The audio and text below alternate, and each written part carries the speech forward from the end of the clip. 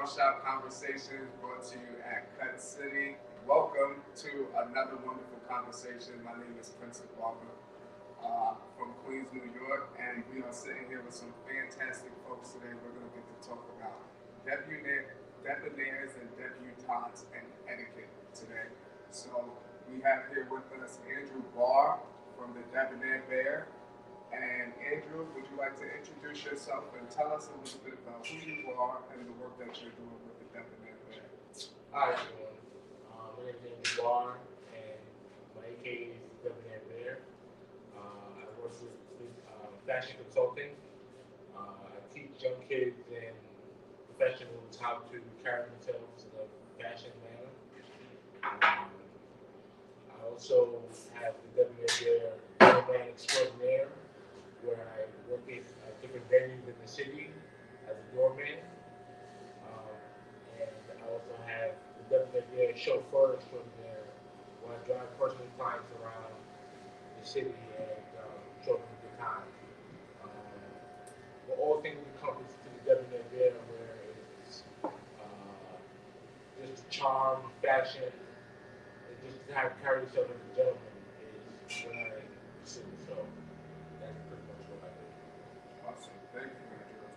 And we also have with us Sharon Turnage, who is a PhD candidate and who also has her master's in social work. So Sharon, tell us a little bit about the work that you do. Excuse me, Dr. Turnage. Let's speak that into existence now. Dr. Turnage, tell us a little bit about what you do. Yes. So, like you said, I'm a PhD candidate. I'm proud to say that this week I became all but dissertation, meaning I've done all my coursework and I'll be going into the dissertation phase. And once I, defend, I'll be doctor. So, very excited about that. I'm also a licensed social worker, therapist. I'm an addiction counselor, which is near and dear to my heart. Making sure that individuals have access to clinicians of color, like myself, to provide that culturally competent care, and just to be a role model and an example. I have two nonprofits that I work in the community, the Tyler and Cole Foundation and the Danvers Leukemia Fund. And my goal has always been about community empowerment. So this conversation is so important today because as a role model, out of everything I do, I think role model is the most important thing. It's so important to be a role model for so many people. I tell people all the time, I'm from Southside, Jamaica, Queens. And, we want to show the young boys and girls how they can be, what they can achieve, what they can accomplish.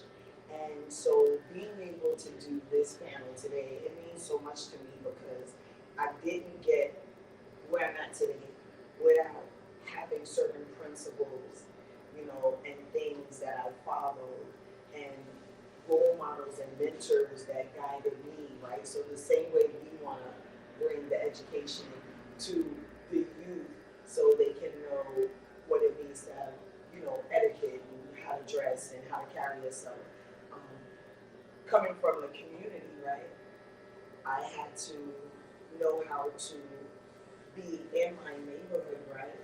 But so much of what I do is outside of my community, and to understand how I had to carry myself and be in those spaces so that I can elevate.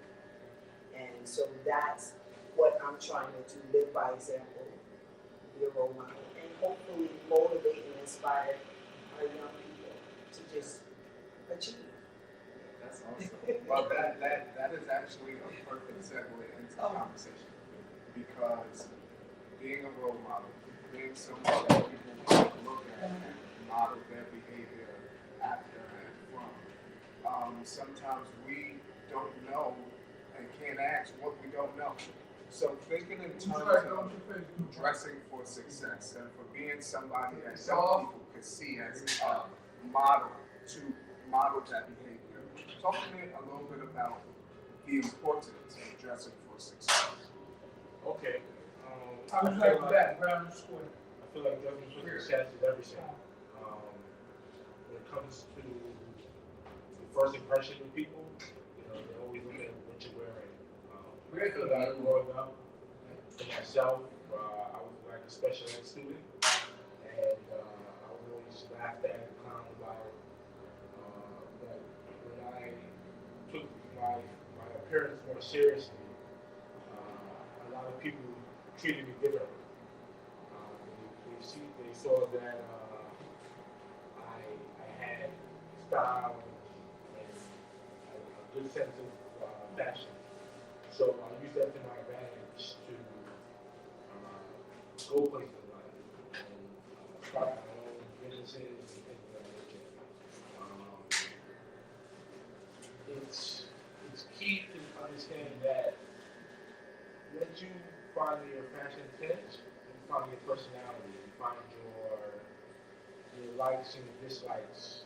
You're not being led by the masses on what you should look like or what you should be doing, and you carry yourself differently. That's very important to separate yourself from your friends and others and find your own fashion sense, and that will open doors for you and lead you to different rooms that will better your life. I love everything you said.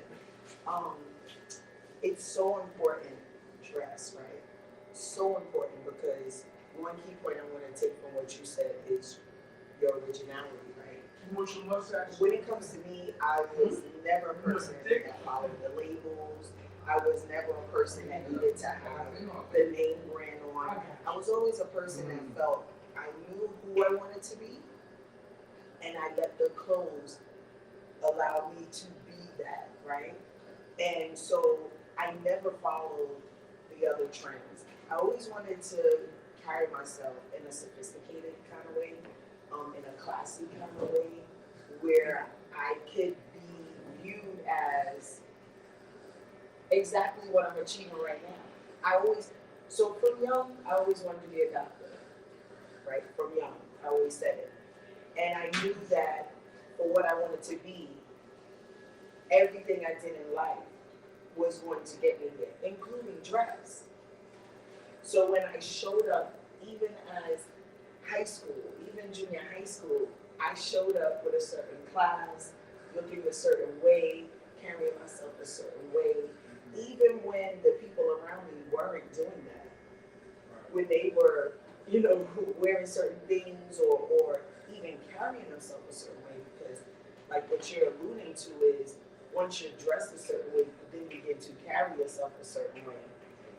And I saw a lot of people, especially women, kind of being something that didn't seem feminine, didn't seem classy, didn't seem like what we should be representing, and especially as Black women, I have to bring that up because I'm a Black woman, a Black queen. And I think just being a Black woman to me isn't just being Black. It's knowing that we represent our ancestors, right? We come from such an amazing lineage. And we've been able to be where we are because of the sacrifice of our ancestors. So to me, whenever we walk out these doors, right, we're upholding like our people, our lineage. We're walking in their shoes. We're walking in tribute and honor to them. So I always want to just look classy. I want to show that as Black people, this is who and what we are. And so the dress is so important, and it's not about, and what I do stay away from is, and what I feel people should do is, we don't need the name brands, right? We don't need those brands to define us, because especially when you put them on, you tend to have a mindset that isn't about who you are and your greatness, but more about wealth attached to somebody else's name that isn't even us. Right? And then we wonder why some of us don't have that right mindset, don't really know who we are or what we are, but we're identifying with things that aren't us. You know, in my opinion, I would love to see more people going back to that ancestral type of look, like wearing, you know, African garb or just different things, because that's really what we are, you know. And we got to get back to the fundamentals of us. We're losing who we are, the identity as a race, and then we already have things like rap music and all these different things that people tend to think that's representative of who we are and what we are. So I just think in all aspects, we have to be mindful of dress and mindful of how that shows us. And one last thing, especially because my sisters, and I don't have nothing against how people dress, you know, but a lot of our dress from the people that are visible. So I mean, from when you look on TV and everything, what you see is a lot of over sexualized outfits. And I don't have a problem with it because as a social worker, autonomy is one of the biggest things we emphasize for our patient clientele. Like, you have to have your autonomy to make your own decisions. That being said, the whole world is looking at us, and they're looking at us through a lens that is really not realistic and representative of us.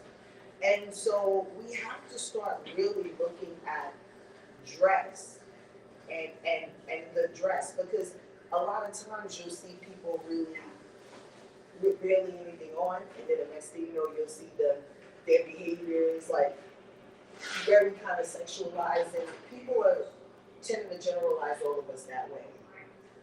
You know, I was somewhere once, and the woman said to all the women that were there, "This is not the season for Crocs and bottoms. This is the season to be out there." And I think just in general, if people are going somewhere or about something, but in this day and age, in this setting that we find ourselves in, it's time to elevate. It's time to come up. It's time to be pulled up to the next level. We cannot continuously sit where we've been, right? So understanding that and understanding the importance that our look has in that, how we present ourselves to the world. And you touched on labels a bit, and even to think of your concierge style work that you do, and I want to talk about that a little bit more. But tell me the difference in between having fashion and style, because you mentioned those two words specifically, and I think we could easily think they go together, but differentiate the two between fashion and style. Okay. Well, fashion,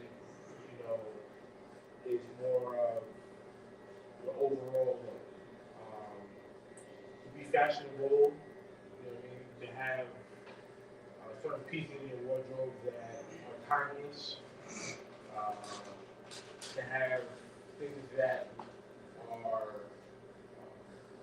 good quality. That's more the line of fashion. Style now is more trendy, more just a style that is come and go. You have your different trends like I can't come to mind today, but you have to really differentiate yourself from clothes that you can plug the closet every year, round around, and clothes that you throw away and get rid of every year. So I feel like growing up, I didn't have a lot of money, so I would thrift shop, and I would find very unique pieces that I still have to this day that are very fashionable. I feel like when you take your time and pick out certain pieces that you like, that suits you, you find a different personality of yourself. You find yourself in different neighborhoods shopping. And, outside of your own, you gotta experience you to different people. It'll open up, just your eyes to the world more and see like, okay, I can leave my 4-block radius and experience someone else's neighborhood and get to know someone else that is might look like me, but is in a different set mindset. You know what I mean? But you know, to be fashionable, you have to take your time and really just study the magazine, study the streets, see what, take from it what you like and incorporate it into your style. When you start buying name brands because other people have name brands, you're just being a consumer. You might fit into that circle, but you can be pigeonholed in the long run because that look doesn't go abroad for the most part. It's just in your neighborhood. So when you tell yourself, okay, I'm going to put the Jordans away and put a pair of shoes and a blazer and step out and see how the world treats me, you'll drastically see the difference in how the women and men older looking at you, and you'll gain confidence about yourself that you didn't have before. So, I feel like you should strive to make those changes that matter, because anybody can shop and waste money buying clothes, but when you take the time to look at fashion and say, okay, I want to put together a look that is resemblance to a sailor or a cowboy or someone that is Debonair you've seen in movies. That opens your mind up to different possibilities and different avenues. So you're not just thinking one-track minded. So I always try to say, open up your palette, open up your look, and play with colors, play with fabrics, and really just think about, okay, how can I differentiate myself from other people in my neighborhood? Gotcha. Awesome. I love that answer. Sharon, tell us a little bit about how you differentiate fashion and style. Yeah, so fashion to me is more you going out and really being intentional, right? With the pieces you're picking, the clothes you're putting on. Fashion to me is a statement, right? So when I walk in that room, I want to be fashionable. I want everybody to look at me and for all the right reasons and for none of the wrong ones. Style to me is more, just people adopting kind of what they see. It might not really be connected to their personality or who they are, and more that group thinking or that group thought process of, well, everybody's wearing Jordans, so I'm gonna buy the Jordans and I'm gonna have that style, I'm gonna have that flow, and then no, that's not what it is. Because a Jordan on one person isn't gonna look or be the same as a Jordan on somebody else. Fashion is more you being individualistic in nature, right? Instead of you kind of just being like what is around you. And fashion to me is gonna allow a person to stand out. If everybody looks alike and then you walk in that room and you're the one that's like, wait a minute, what? Everybody's eye is gonna directly go to you. So and fashion is not just what you wear, it's how you are once you put the clothes on. Because I could put on an outfit, somebody else could put on the same outfit. One isn't gonna look the way the other is gonna look because now the person makes the clothes. I don't want to go too far because I think that's the next question. No, well, I mean, listen, I think the thought of your attire being able to speak for you. And because before people get to hear your thoughts, before the world gets to understand how smart you may be, the creativity you may have, they're gonna judge you by how you look. Exactly. Right? So understanding that part. How do we use clothes to sort of set a tone for us and affirm who we are? That you touched on before, you know, from back in the day when folks used to dress the part in there every day, right? And I love the fact of being able to go back and forth to switch up between the sweatsuit or the suit, right? So how do we use clothing as a way to speak to us in how we identify ourselves to the world? And I can kind of start that because to me, before you can put the clothes on, you need to know who you are. So that's a whole nother thing because so many of us don't have our identity. We don't really know who we are, what we want out of life, where we're going. And not that we don't know it because we just haven't taken the time to know it, but you know, we're still finding ourselves, especially our Black and brown youth, because a lot of them don't have the representation to really get it. Like, I want to be like them, I want to be like them. When you don't see a lot of you, then how do you really know how to be you? And if you don't have those people, and that's when I let it off with mentorship, and you know, I am who I am because I had amazing individuals in my life that guided me in such an amazing way. So when you don't have that, then how do you define who you are and know who you are? And so I say it's important first that people have to identify who they are and then let those clothes speak to that. And be intentional in picking out. For instance, I've been all over doing events, right? The topic is heavy and I know it. And I was intentional in not wearing black. Even if I wore black, I had to make sure I had color. Right. But that was intentional, right? And I just brought pieces, like you said, to pieces that I felt were colorful and were what I was trying to get across. And I just did it. Because you know how sometimes we just do stuff. We don't think people are getting it. We know we got it. Right. But several people came up to me and said, love the color. And the color brought out the research. And I was like, because I never even made the connection to then what I'm wearing actually being connected to what I was speaking.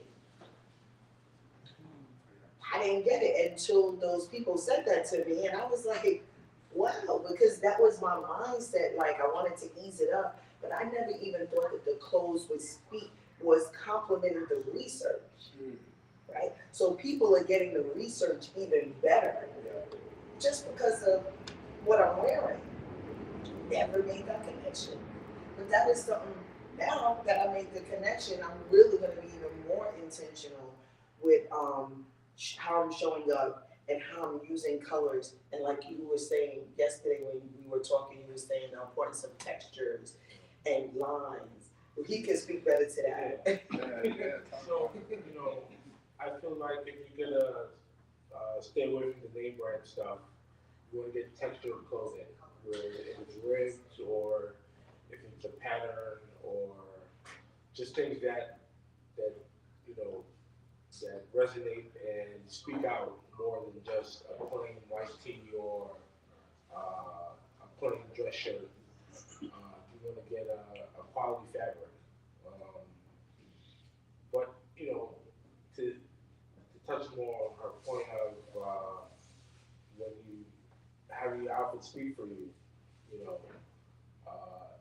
it builds your confidence as a young person when you step into a room and you look away and people are complimenting you and you know you're getting all these accolades in that sense, and it just helps you become the man makes the clothes, and then clothes make the man. So when I say that, at first, clothes make the man, I feel, because you're building your confidence by wearing the clothes.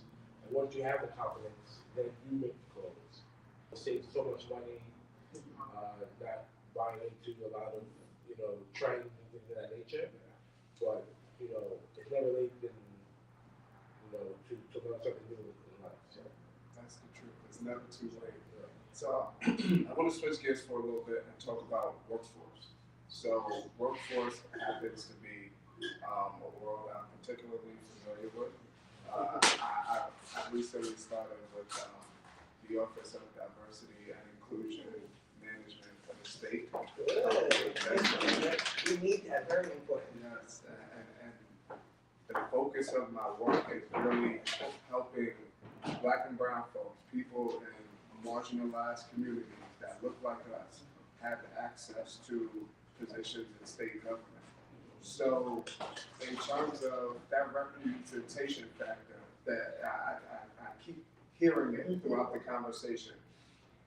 In terms of dressing for interviews and dressing for success and being able to walk in the rooms confidently and have on the right colors, right? Because having on black at an interview can sometimes be a little funerally, right? So I want y'all to talk a little bit about dressing for an interview and what all goes into that process. Okay, well, I feel like that's very generational. So a lot of younger people, they feel that the job needs them more than they need the job. And they kind of lax on how they present themselves in the interview because they feel that the job needs them more than they need it. Older generations dress the part more due to the fact that they know the significance of getting a job in this climate and holding on to a good job and really, securing the future. But I say to young people that, no matter what you feel that is important in the interview, you always want to put your best foot forward. You know what I mean? So if it means that they need you more than you need them, even if that's your mindset, you still want to put your best foot forward and come to part. You know, whether it's a collared shirt and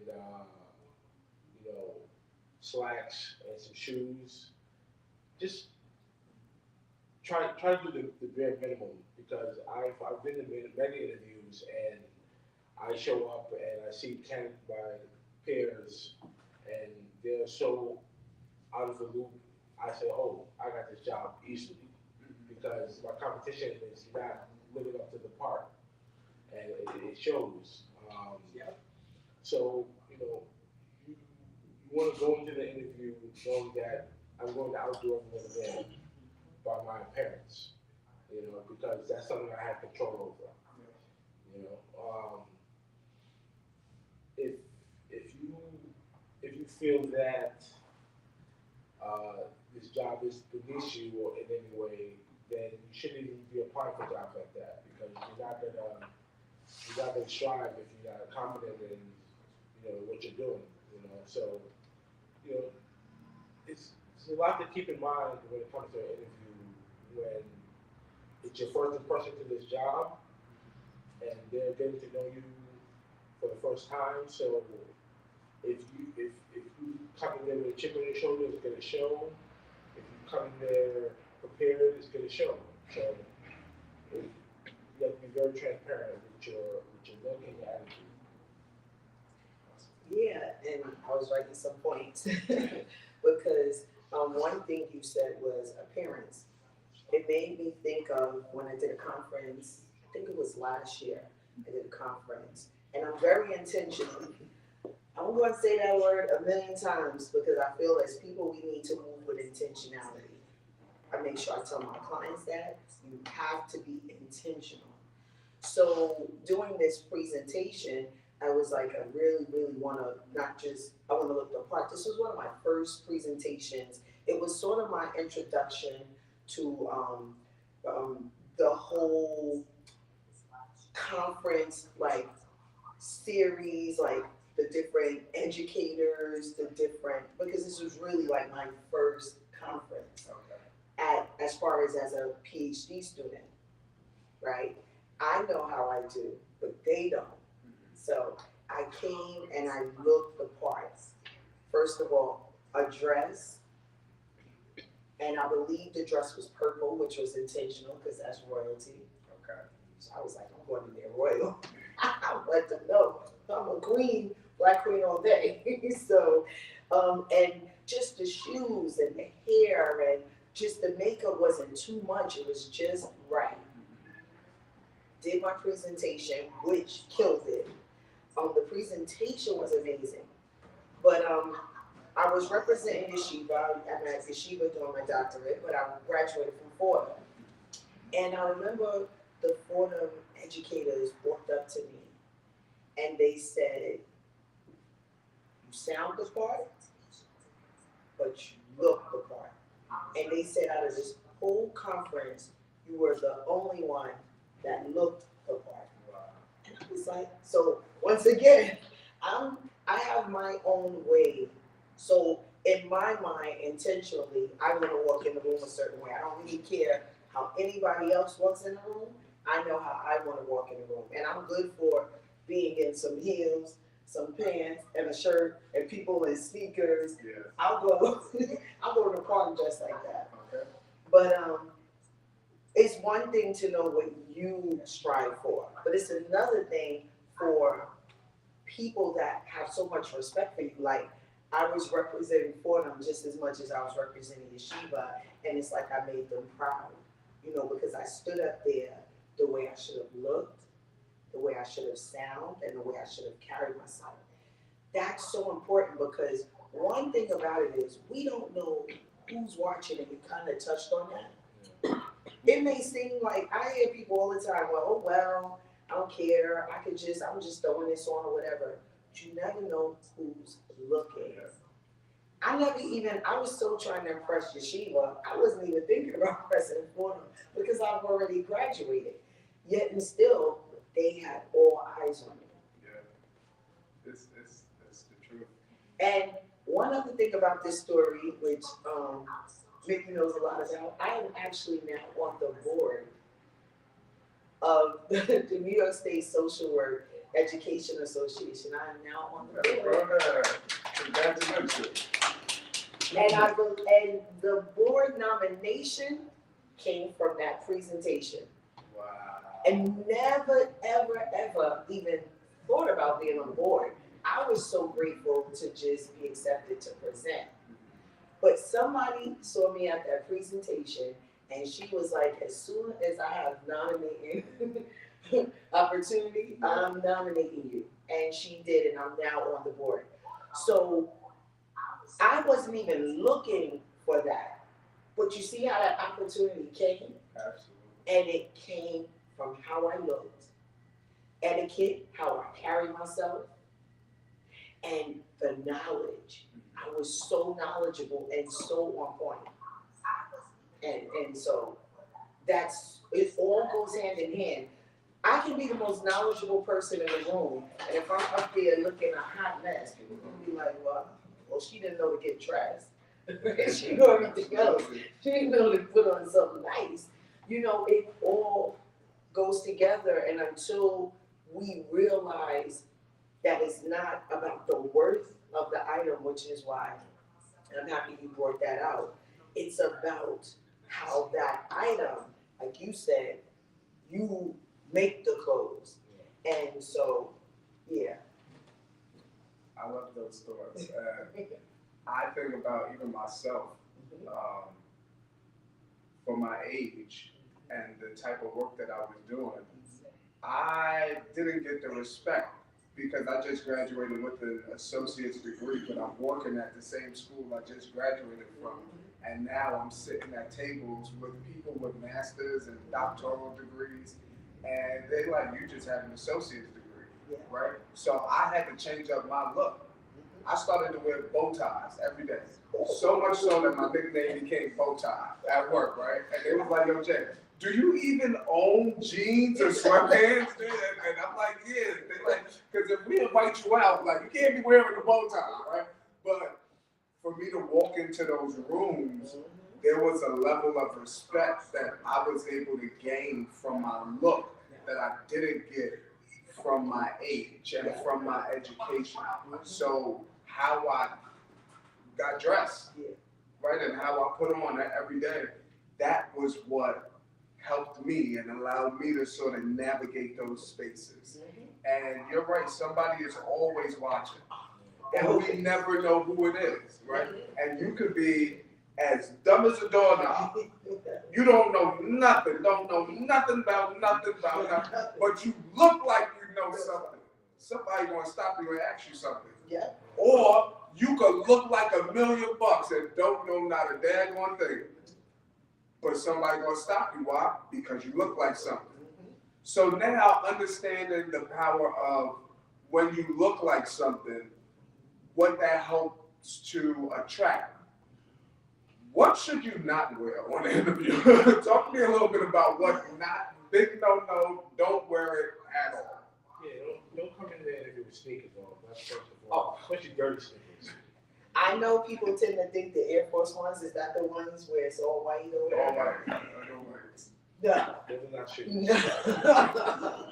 And I don't think there's really a color that you have to stay away from, because I do think black at times can show that, like, excellence, right? We say black, that's excellence.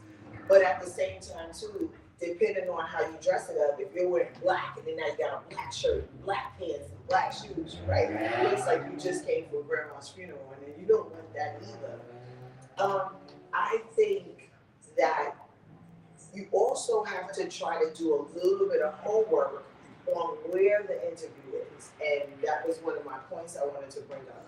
Because we have this thing now where a lot of like accounting or business companies, especially in Manhattan, their business is dressy casual.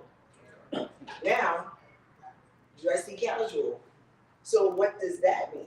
Like dressy, I think what, the suit jacket with maybe even a pair of jeans with a button-down shirt, right? But you figure that out by doing your homework on the organization, even doing videos and seeing some of their them at work, seeing how they're dressed. Or you can even kind of ask what is kind of the culture of the company. Yeah, I think first and foremost, you want to come with a fresh haircut. Start from the top to the bottom. If you're not gonna wear a tie, just wear a collared shirt. I would stay away from brighter colors in the interview. I would just go with neutral colors or darker colors. But as Sharon was saying, you should do your research on the company and get a better understanding of what they wear. Also, try to just look clean. You know, look like you're here for an interview. You're here to be, a candidate for a job. Don't look distressed and your clothes have stains on them and stuff like that. You want to just look neat and clean, and that'll go a long way with you. I think we have some audience. Yes, can I ask a competition? Sure. So I think that to answer the question you asked, most recent one, to add on to what she said, I think that you definitely need to do your background in the company, and it all depends, because I think in today's day and age, the things being so different. Sometimes if I have an interview at a construction company, I may want to look like I'm ready to work, hard-toe boots on, and some construction gear. Or there's a lot of stores that they're into fashion. They want to have people that know pieces, and so they want you to possibly come into the interview fashionable or stylish. to look like you can sell something to somebody. So I think that unless it's corporate or someplace where you have to go in there looking business casual, you should do your research on the company itself, because a lot of people they hire people that we feel like is going to sell, and when you come in, you actually know what you're talking about. You know what I mean? And so you just have to do your research. I feel like. That was a good point brought up, because you're right. If you're going for a construction job, should you go with a suit? Or should you go in construction gear, right? Sure. I think it's a 50-50 kind of a thing. That's why I'm saying if you kind of do your research ahead of time, because I know at the hospital, of course they're gonna wear scrubs, but when I went for a hospital job, I went in a suit. But of course, if I had gotten a job, I would have been wearing scrubs. So it's just like, that's that whole thing too, because do I wanna come dressed like I'm already in that position? And that's a good question. I mean, what you guys think? I think it's important understanding your set and setting, doing your homework on companies in advance and knowing where you're going. What's the work culture here? What's the environment like? Going online, taking a look at who you're actually going to meet with, what their presentation is like, right? So you get a sense of what the culture is and how you could sort of fit in there. And not become so different from the culture. Not that different is bad, but you don't want to set yourself so far to the side that you can't assimilate into the work culture. So even to think about the differences in how we look and how we present ourselves, and even the different clothes that we may wear. Do you think it's fair to judge people on what they wear?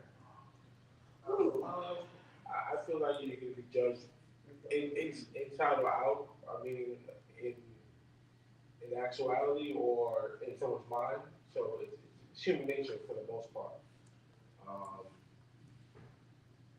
But with that said, you want to carry yourself in a certain light. I mean, so whether you're judged or not, you should tell yourself, like, I want to be that dude.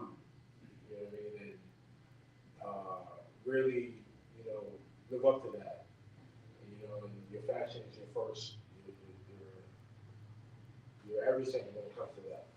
So that's very important to do. Yeah, that was good. Like, see, that question is sort of like a double. It's a question in perspective of gender now. Okay, so what maybe I would give a male advice may have to look different for a female, right? Because if a female walks out the door and the dress is just right up under her butt, like you said, people are gonna judge you regardless. They may look and be like, well, how could she have barely any clothes on, right? Then, if you're out there with that outfit on, and then you might be twerking or, being sexualized in like your mannerisms, that may make somebody judge you even more. And you could be a doctor, right? You could be a lawyer, and they may not even get that impression of you, like y'all were pointing out, because they see what you have on. I mean, I, once again, speak to autonomy. I don't really want to tell people what they should do.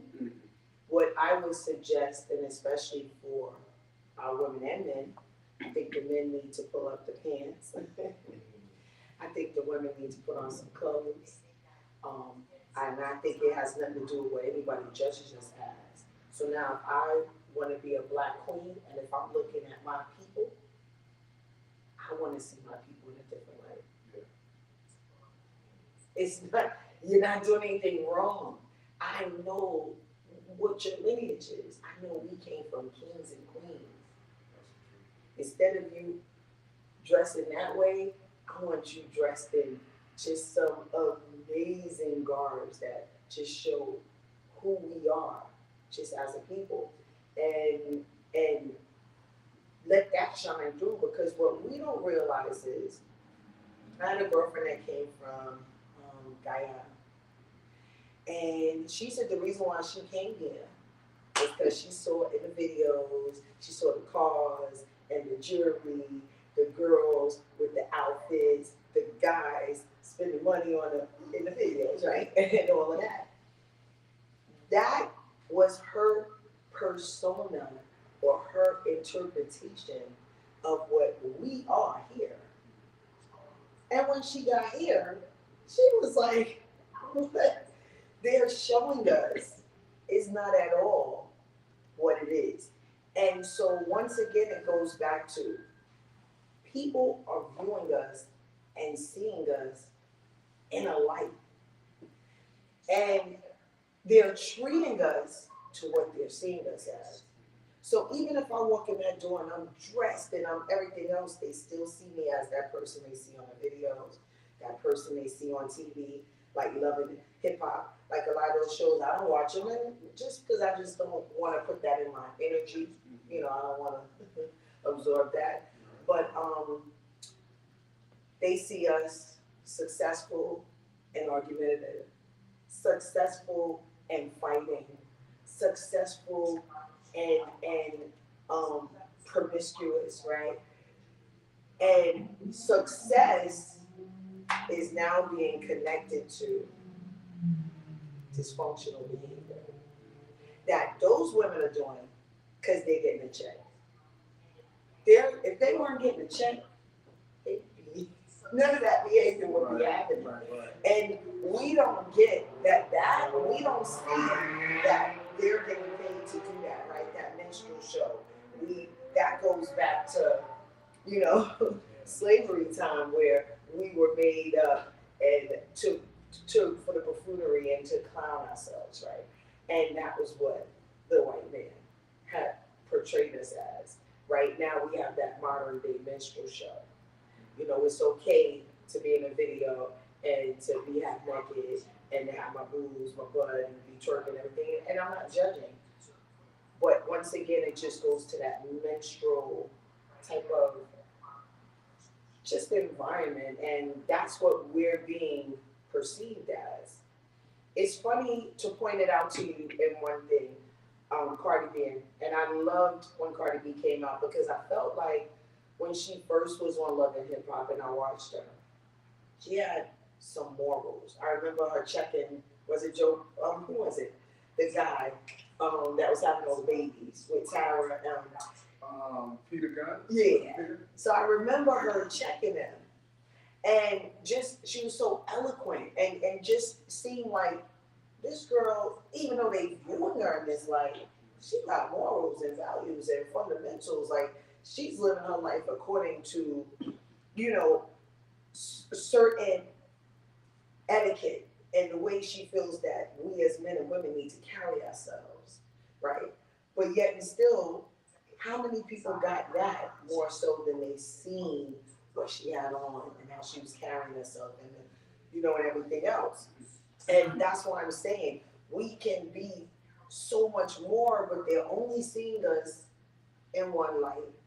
And not that I don't say that we change, right? Because I don't, once again, feel like we need to tell people what to do. I think people need to be guided to what that looks like. But whether we want to see it or not, people are looking at us a certain way. Because another example, looking at Cardi B, I remember seeing a whole bunch of actresses that's all classy and walking around. And they go, ooh, yeah, I'm about to get my, hood on and my ghetto on because Cardi B about to come on. So it's like, she could be the ghetto one. I could live vicariously through her, right? So once again, that shows you, I ain't gonna be that. But it's all okay all day for her to be that. And it's just important with the program because I don't think she tries to represent herself in a certain way. I think she's just like us. We come from our neighborhoods. We could, I could be here one minute in some jeans and sneakers and chilling the next, But the world is looking at us. And we all don't have money, right? So for ones that do, they're gonna be fine, right? But the others, the young people coming up that don't have money and maybe don't have parents that have a lot of money, right? They're the ones that the doors are gonna get slammed on because they're viewing us in a certain light. And it comes to accountability, right? You know, we have autonomy and we can do what we want individually. But unfortunately, we don't live in an individualistic world. We live in a community. And so what we do is representative of everybody else. You know, that's why once again, I said I wanted to be a role model. People told me not to even get my doctorate from my neighborhood. And they were like, more school? Like, I need more school? And I said, it isn't, it's bigger than the school. I have the knowledge, I'm gaining more, but I have enough knowledge to get through. But how do these little boys and girls know that they could be doctors if they don't see doctors that come from the neighborhood, right? So I took on that call to action now. I'm gonna be what I want to see in my community. I'm gonna represent what I want the youth to emulate. I made a choice to do just that. So, and I didn't mean to be long-winded, but to answer the question, thank you. So to answer the question, like, you know, what to wear, what not to wear, maybe we need to look at it as what do we want the whole world to know about our people. Yeah, and how do we want the world to see us?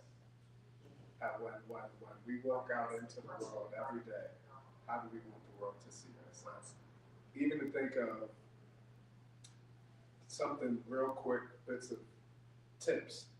Iron your clothes, right? Put an iron to your clothes before you leave the house, right? You don't have to have the most money, you don't have to have labels. You could know how to mix and match and flow in between stuff that might cost a little bit and stuff that you can get on the cheaper end. It's how you put it together, it's how you mix fashion and style, right? The last thing I could say is get your clothes tailored. Go see the tailor. You can take a JCPenney suit or Macy's suit, $100 suit, and make that a tailored suit all because you went to see the tailor, right? And now the fit is much better. That's one of the number one rules of fashion. It's not about the labels, the big brands. How do your clothes fit? How are you going out into the, are they all loose and sloppy and that? You just all over the place, or are they fitted? They more together. They look like they actually are made for you, right? So that's a little quick tip to get a tailored suit, no matter how much it costs. Just go see the tailor and iron your clothes. Before there was Macy's and big chain stores like that, people wore tailored clothes. You know, that was a big thing back in the days. We got away from that production, but we really need to get back to that. Yeah. You know, it's very important. Good point. Excellent, and even for the women too, like we can get our things tailored. Yes, it is not exclusive to men, women as well. The same rules apply. Irons, tailor. Not just putting it in the bathroom, turning on the water, and letting it get, no.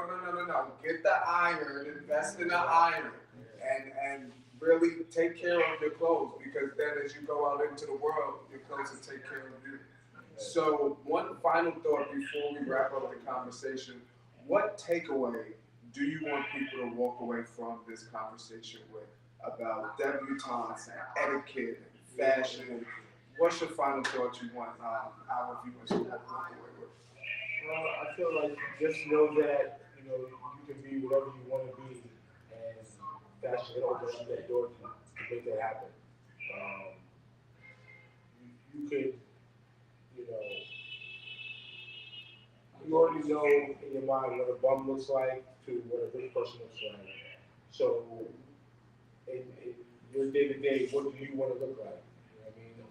Someone with wealth or someone that doesn't have wealth, you know, and you know, just knowing that you want to put yourself in a better light, you know, is everything.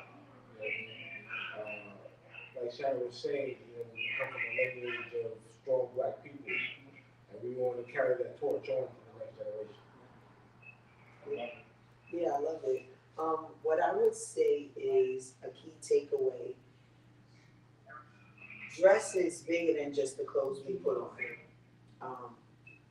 For black and brown, BIPOC individuals, we are the most marginalized, right? It's this thing that we call positionality. So it's basically the circle and how you're positioned. And of course, right there in the middle is white, male, heterosexual, Protestant. And in the middle is where all the privilege is.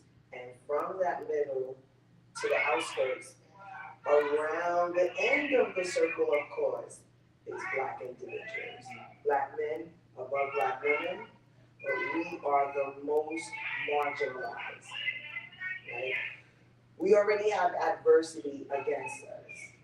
And if we don't see that recent times, reproductive health, they're taking our reproductive rights away. Who does that impact? Black and brown. Affirmative action, right? Education, key, because many of us were getting in because we had the grades, right? But because they wanted to make it seem like affirmative action was just helping us get in, removing that, you know, once again, marginalized. I spoke to somebody at California, and she said on Harvard's campus, you're seeing less black people now that affirmative action was in place. Then we look at the economics. Black individuals make less money than white individuals. Black women make less money than black men. We deal with housing insecurity, we deal with food insecurity, we live in food deserts, right? So on and so on. We're marginalized. We need things to get us closer to an even playing field, right? Dress is one of those things. We have to take the way we dress, the way we carry ourselves, our etiquette, extremely, extremely serious as an individual, but then as a community, right? If we are to thrive or even be able to sustain ourselves, because if we don't know that we behind the barrel, we need to look right out the door in Jamaica, Queens, and see that our community is almost not ours anymore, right?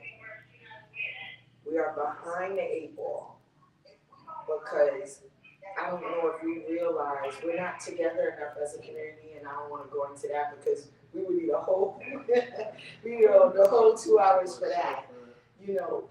But we need to start with resources, right? And when I say resources, things that can help us close that gap. And dress is really one of them. We need to start showing up in the rooms, looking the part, educated, researched. You don't have to have a degree to do research, right? And just knowing what we represent. Every time I walk through them doors, anywhere I go, I say I'm a black queen. And I'm gonna make my people proud, I'm gonna make my parents proud, I'm gonna make my children proud. And that's how I live in life. And when you start to dress and get the education and everything else, the doors open up. I love your responses, and I love this conversation that we had, and excuse me, being able to help others see themselves as more than what they currently see themselves as now, and how do we continuously pull people up and pull our people to the next level, and starting with how we present ourselves to the world and our dress. So I'm glad we had this talk today, and I'm super thankful for being able to tap in and learn more about not just fashion, but etiquette and what we're doing when nobody watches and how we are carrying ourselves in the world. So I thank y'all, and thank you out there for viewing, and that's it. It's a wrap, y'all. It's a wrap. It was good. No, that's what's up. It was really good. Yeah, it was really, really good. And I think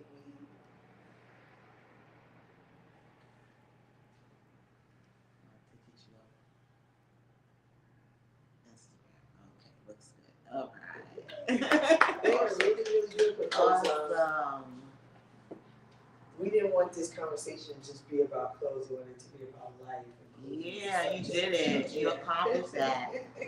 I mean, this was a great introduction. I mean, you know, Thank you. there's definitely more to it, you know, but you guys covered. You were very good. Yeah. Very good moderator. Yes, my boy. Oh, no, very good. True. Because to be a moderator, it isn't just about asking questions. Like, you know what you're talking about, and you have a sense of it, the topic too, and then you have that personality to give it like a really good job. Yeah. No. Okay. So at my old job, I worked at Rockland Community College, and I had a leadership program there that I ran. So I would have to interview people from time to time. Okay. So I used to do this with like a bunch of students and okay. and stuff. Yeah. So it's a little cooler being in front of the camera, The and camera, not like tons of students. But you know, it is something that I'm kind of building on, like knowing, like not just for me to say, okay, the importance of dressing up. No, like you got to segue into it. Like you got to kind of lead into it, and Yeah. you don't get too Spoon much. feed people. Yeah, That's how it is yeah. with the financial literacy. Yeah, like you can't. set up the question the right Right. way. But to get it started, it was perfect. Yeah. It was perfect. Y'all had the right questions, everything. Drew, you rock. Yeah, right. He was like, Yeah. Yes, I mean, and everything looks beautiful. You guys look beautiful. All of it. It was because he had told me about what he does, and I was like, you know, we really need to be about that in the community. Like, people need to understand a lot of the kids can't afford the clothes. So I love the fact that thrift shopping, all those different things give them an opportunity. But with the clothes on would totally feel different, you know. And I love the fact that you brought it full circle. Like once you was able to change your gear from when you were younger, how that changed things for you and how you were viewed and everything. Like I know.